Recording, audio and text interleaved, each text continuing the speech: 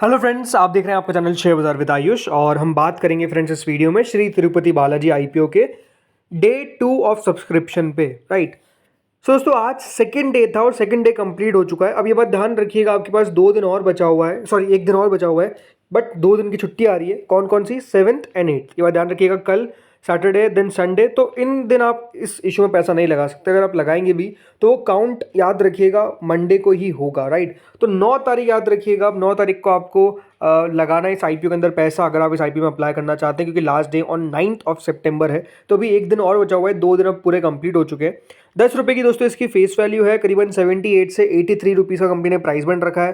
खास बात आपको वापस से बता देता हूँ, जो लोग फर्स्ट टाइम किसी आईपीओ में लगा रहे हैं, बिकॉज काफ़ी फर्स्ट टाइमर्स अब आ रहे हैं आईपीओ के अंदर।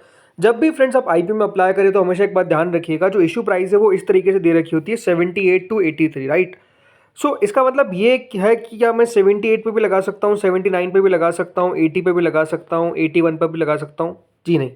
ज़रूर प्राइस इस तरीके से दिया जाता है, बट हमेशा बात ध्यान रखिएगा, जो अलॉटमेंट मिलता है वो मिलता है on the upper price, that is 83। अगर आप अप्लाई कर रहे हैं तो किस पे करना है? आपको 83 पे अप्लाई करना है। 83 से नीचे अगर आप अप्लाई करेंगे तो ये बात ध्यान रखिएगा, आपकी बिड जो है वो रिजेक्ट कर दी जाएगी। खास तौर पर इस बात का ध्यान रखना है आपको कि आपको अगर अप्लाई करना है तो अप्लाई करना है ऑन अपर प्राइस बैंड, या फिर कट ऑफ प्राइस लिखा हुआ होगा जब आप अप्लाई कर रहे होंगे तो कट ऑफ प्राइस पे। अगर आपने ये गलती कर दी है तो अभी भी आप इसको चाहे तो सही कर सकते हैं। कैसे? अपनी बिड को कैंसिल कर दीजिएगा और वापस से एप्लीकेशन लगा दीजिएगा, आप लगा पाएंगे। ये गलती अगर आपने करी है उनके लिए कर रहा हूँ, जिन्होंने नहीं की उन लोगों के लिए नहीं। दोस्तों, ये आईपीओ का साइज़ है करीबन 180 शेयर्स का। ज़रूर यहाँ पर आपको एक लॉट मिलेगा, लेकिन साइज़ काफ़ी स्मॉल है। 170 करोड़ का, पूरा 170 भी नहीं है, 169.65 करोड़ का, जिसमें से बड़ा पोर्शन है फ्रेश इशू का जो है 122.43 crore, and the rest is offer for sale 47.23 crore. BSc NSC दोनों पर हमको ये लिस्ट भी होता हुआ दिखेगा। फ्रेंड्स, जो कल का सब्सक्रिप्शन था वो डेफिनेटली अच्छा खासा था, बिकॉज क्यूआईबीज ने पहले ही दिन दोस्तों कल 4.46 टाइम्स भर दिया था। क्यूआईबीज कभी फर्स्ट डे इतना भरते नहीं थे। इसके अलावा एचएनआई कैटेगरी दोस्तों 5.29 टाइम भरी, रिटेल कैटेगरी 8 टाइम्स भरी, एंड टोटल मिलाकर 6.53 times on the first day issue subscribe हुआ। पहले दिन के अंदर दोस्तों अगर 6 गुना सब्सक्राइब हो रहा है कोई इशू, कोई सा वाली साइज इसकी स्मॉल है, बट स्टिल 6 गुना अपने आप में कम नहीं होता है। हर एक कैटेगरी की तरफ से पैसा आया, हर एक category more than 4 time subscribe हो गई, तो आप समझ सकते हैं कि पहले दिन के अंदर रिस्पॉन्स काफ़ी बढ़िया था। सो अब ऑन द डे 2 कितना सब्सक्रिप्शन निकल कर आया हर एक कैटेगरी से, चलिए देख लेते हैं। सो फ्रेंड्स, डे 2 के अंदर क्यूआईबी कैटेगरी ज़्यादा नहीं भरी जितना कल भरी थी, क्लोज टू उधर उतना ही, मतलब हम कह सकते हैं सब्सक्रिप्शन आज भी मेंटेन है। मतलब कुछ ज़्यादा पैसा आज के दिन हमको क्यूआईबी की तरफ से आता हुआ नजर नहीं आया। मतलब कोई बहुत शॉकिंग बात है क्या? ये बिल्कुल भी नहीं है। क्यूआईबीज हमेशा याद रखिएगा आखिरी दिन लगाते हैं। अभी तक क्यूआईबीज ने दोस्तों आप देख सकते हैं करीबन 1 करोड़ 91 लाख शेयर्स के लिए एप्लीकेशन जो है वो लगा दी है। 40,88,000 शेयर्स ऑफर किए गए, और कुल मिलाकर अभी तक क्यूआईबीज ने इशू में 159 करोड़ रुपीज़ जो है वो बेसिकली लगा दिए। जैसे मैंने कहा, मेजर पैसा आखिरी दिन आता है, तो हमको पता चलेगा कल के दिन यानी मंडे के दिन कि कितना पैसा बेसिकली आता है इस इशू के अंदर। अभी तक अगर आप देखेंगे तो डेफिनेटली सब्सक्रिप्शन बहुत ज़्यादा नहीं है, बट नो डाउट ये आपको इंक्रीज होता हुआ नजर आएगा ही आएगा मंडे के दिन। कितना आएगा वो डेफिनेटली पता चलेगा मंडे को, बिकॉज क्योंकि स्मॉल इशू है तो डेफिनेटली क्यूआईबीज का पता नहीं है कि क्यूआईबीज कितना लगाए। बट नो डाउट इस इशू के अंदर मुझे लगता है कि मोर देन 100 टाइम्स ही क्यूआईबी जो है वो इस इशू को सब्सक्राइब करेंगे।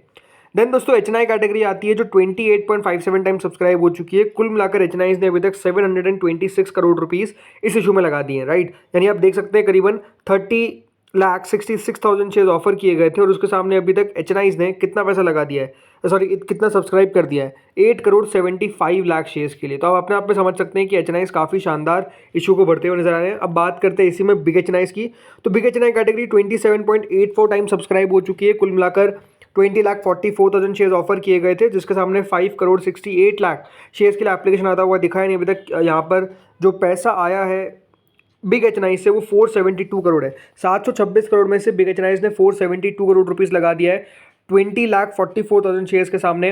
अब एक क्वेश्चन मेरे पास कल आया था कि हम जब भी बिग एचएनआई की बात करते हैं, जब अलॉटमेंट की बात करते हैं, तो इसको डिवाइड बाय 5 क्यों करते हैं? राइट। ये क्वेश्चन पूछा गया था, तो आपको वापस से आंसर बताता हूँ कि जब भी दोस्तों अलॉटमेंट की हम बात करते हैं तो हम डिवाइड बाय 5 इसलिए करते हैं बिकॉज आप ज़रूर दोस्तों बिग एचएनआई में 10 लाख से ऊपर की एप्लीकेशन लगा रहे हैं। राइट। लेकिन आपको अलॉटमेंट मिलेगा 2 लाख से कुछ ऊपर के शेयर्स का। तो इसीलिए दोस्तों 2 लाख से कुछ ऊपर का मतलब कितना है? 10 डिवाइड बाई 2 कितना होता है? 5। राइट। तो इसीलिए जब भी हम बिग एचएनआई का याद रखिएगा अलॉटमेंट निकालेंगे तो उसको डिवाइड बाय 5 करेंगे, बिकॉज आपको 2 लाख के ही शेयर मिलते हैं, 2 लाख से कुछ ऊपर के। बाकी का पैसा कहाँ गया मेरा? बाकी का पैसा वापस आ जाता है, उसकी चिंता ना करें। लेकिन क्योंकि हम 5 से डिवाइड कर रहे हैं, इसका मतलब ये आपको समझना है कि इसके अंदर 10 लाख का शेयर्स आप अप्लाई कर रहे हैं, लेकिन आएगा नहीं, राइट। तो 27.84 टाइम अगर अभी सब्सक्राइब भी हो गया है, तो अगर मैं इसको मोटा मोटी 25 भी मान लेता हूँ या फिर 30 मान लेता हूँ, तो अभी 5-6 में से एक व्यक्ति को अलॉटमेंट मिलता हुआ दिखेगा इसमें बिग एच में एज ऑफ नाउ। यहाँ से तो और भरेगा, बट अभी की बात बता रहा हूँ। देन दोस्तों आती है स्मॉल चेन्नई कैटेगरी, जो करीबन 30 टाइम्स के आसपास सब्सक्राइब हुई है। 10,22,000 शेयर्स ऑफर किए गए थे।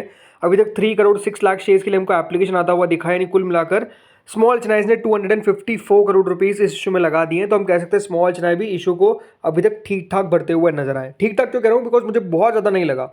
QIBs तो ज़रूर हमको आखिरी दिन लगाते हुए नजर आते हैं, लेकिन HNIs तो फर्स्ट सेकंड डे से शुरुआत कर ही देते हैं अच्छे तरीके से, और अभी तक उतना पैसा नहीं निकल कर आया, राइट। तो ये मुझे लगता है कि देखने वाली बात है कि कितना पैसा आखिरी दिन यहाँ पर HNIs लगाते हैं। इसके पीछे का रीज़न ये हो सकता है, जो मुझे नज़र आता है वो है कि क्योंकि अभी आपको पता है अगले हफ्ते से 4 IPO ओपन होते हुए नजर आने वाले हैं, तो आई थिंक उसका मैनेजमेंट जो है वो डेफिनेटली अब सब लोग करते हुए नजर आ रहे हैं, मुझे ये साफ दिख रहा है। देन दोस्तों रिटेल कैटेगरी आती है, जो करीबन 21.43 टाइम सब्सक्राइब हो चुकी है, यानी कुल मिलाकर आप रिटेल में देखेंगे तो 1272 करोड़ रुपीस रिटेल ने लगा दिए। 71,54,000 शेयर्स ऑफर किए गए थे। इसके सामने अभी तक आप देख सकते हैं 15 करोड़ शेयर्स के लिए एप्लीकेशन जो है वो रिटेल की तरफ से आ चुकी है। कुल मिलाकर 18 गुना दोस्तों ये इशू सब्सक्राइब हो चुका है, यानी कंपनी को अभी तक 2,158 करोड़ आ चुके हैं। मुझे लगता है कि दोस्तों रिटेल कैटेगरी करीबन 4,000 करोड़ तक इस इशू में डालती हुई नजर आएगी, यानी अभी तक अगर हमने 1,200 करोड़ देखा है, तो ये मान के चलिए कि यहाँ से जो सब्सक्रिप्शन है वो आपको और मतलब टोटल मिलाकर आप कह सकते हैं 70 गुना तक रिटेल भर सकता है, अगर 4,000 करोड़ रुपए डाले गए तो मुझे लगता है कि डाले जाने चाहिए। तो ये कह सकते हैं कि मेरा जो एक्सपेक्टेशन है कि रिटेल कैटेगरी करीबन 65 to 70 टाइम्स तक भरती हुई नज़र आ सकती है। अगर इससे कम भरी तो अलग बात है, बट 65 to 70 टाइम्स सब्सक्राइब होने के चांसेस मुझे हायर नज़र आते हैं रिटेल के अंदर। उससे ज़्यादा सब्सक्राइब हो सकता है कि ना हो, 5-6 हज़ार करोड़ ना आए, 4,000 करोड़ के आसपास आ जाए, राइट। जैसे मैंने कहा मैनेजमेंट जो है वो डेफिनेटली चलता हुआ नज़र आ रहा है अभी फंड्स का जो दिखता है, but overall let's see Monday को क्या होता है, बिकॉज एक्सपेक्टेशन से हमेशा बियॉन्ड ही सब्सक्रिप्शन निकल कर आ रहा है, तो कुछ कह नहीं सकते हैं। अच्छी बात दोस्तों इस इशू की ये है कि इसकी ग्रे मार्केट में लगातार एक्टिविटी जो है वो इंक्रीज होती आ रही है। मतलब ग्रे मार्केट आप देखिए 19% से चालू हुई थी, देन 30%, देन 42, नाउ 48%। अब ये बात ध्यान रखिएगा, बहुत बार जो ग्रे मार्केट होती है वो इस तरीके से बढ़ती है, बट लिस्टिंग के पास आते आते ग्रे मार्केट थोड़ी सी नीचे चल जाती है। बट अगर आप मुझे पूछेंगे श्री तिरुपति बालाजी क्या जगह छोड़ी गई है, तो आई थिंक थोड़ी बहुत जगह है अभी भी टेबल पे। ऐसा नहीं कि बिल्कुल ही बहुत ओवर वैल्यूड लेकर आ गई है कंपनी अपना IPO, ऐसा नहीं है। बट ज़रूर यहाँ पर दोस्तों 50-60% लिस्टिंग इन हो जाएंगे, इसके चांसेस भी मुझे बहुत ज़्यादा नज़र नहीं आते। बिकॉज अगर आप अभी आप देखेंगे जो 2-3 लिस्टिंग्स हुई है, राइट, भले वो इक्वस मोबिलिटी की हो या फिर आज की लिस्टिंग हो, राइट, उन दोनों ने थोड़ा सा डिसअपॉइंट किया है। बिकॉज जो ग्रे मार्केट थी उसे नीचे खुलते हुए नजर आ रहे हैं, वो बात ज़रूर है।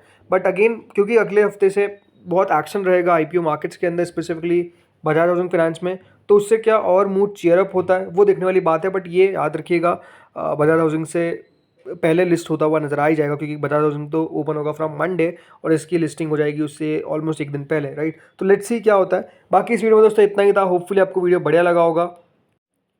एक दिन पहले मतलब ये बात ध्यान रखिएगा, एक दिन नहीं, उसी दिन, राइट, जिस दिन आखिरी दिन होगा बजाज हाउसिंग का, उस दिन इसकी लिस्टिंग हो जाएगी। तो लेट्स सी क्या होता है, राइट।